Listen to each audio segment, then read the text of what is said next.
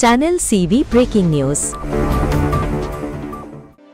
আসসালামু আলাইকুম। আমাদের স্পোর্টস নিউজে আপনাকে স্বাগতম। এশিয়া কাপে টিকে থাকার লড়াইয়ে রুদ্ধশ্বাস এক জয় পেয়েছে বাংলাদেশ। আবুধাবির শেখ জায়েদ স্টেডিয়ামে মঙ্গলবার রাতে আফগানিস্তানকে ৮ রানে হারিয়ে সুপার 4-এ আশা বাঁচিয়ে রাখল টাইগাররা। তবে বাংলাদেশের ভাগ্য এখন ঝুলে আছে আফগানিস্তান শ্রীলঙ্কা ম্যাচের ওপর। চলুন দেখে আসি ম্যাচের বিস্তারিত। মন্থর উইকেটে টস জিতে প্রথমে ব্যাট করার সিদ্ধান্ত নেন অধিনায়ক লিটন দাস। তার সিদ্ধান্তের দারুণ মর্যাদা দেন তরুণ ওপেনার তানজিদ হাসান তামিম। শুরু থেকেই আফগান বোলারদের উপর চড়াও হন তানজিদ।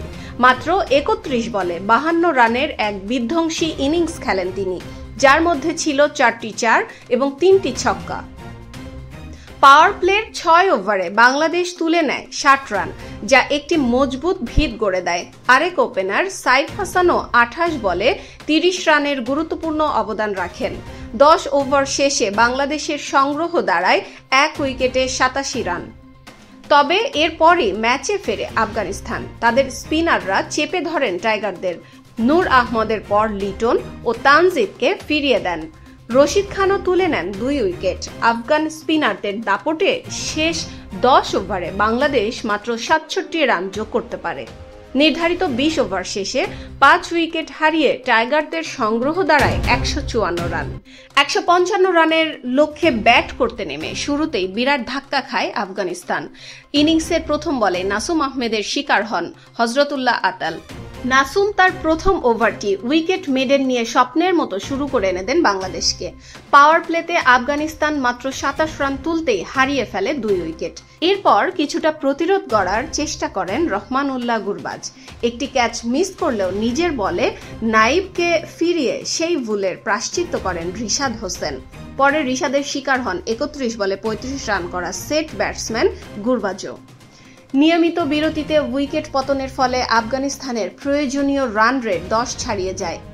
ঠিক তখনই পাল্টা আক্রমণ শুরু করেন আজমাতুল্লাহ ওমরজাই। মাত্র ১৬ বলে ২ ছক্কার সাহায্যে ৩০ রানের ঝোড়ো ইনিংস খেলে আফগান শিবিরে জয়ের আশা ফিরিয়ে আনেন তিনি।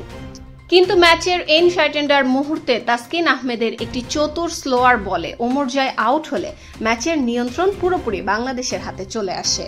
শেষ দিকে নুরুল হাসানের দুর্দান্ত এক রান আউট এবং মোস্তাফিজুর রহমানের হোয়াইট স্লোয়ার ইয়র্কারের রশিদ খানের বিদায় আফগানিস্তানের সব আশা শেষ করে দেয়।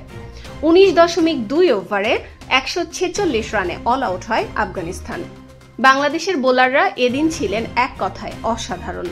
মোস্তাফিজুর রহমান ২৮ রানে ৩টি, নাসুম আহমেদ মাত্র ১১ রানে ২টি এবং তাসকিন আহমেদ ও রিশাদ হোসেন ২টি করে উইকেট নেন।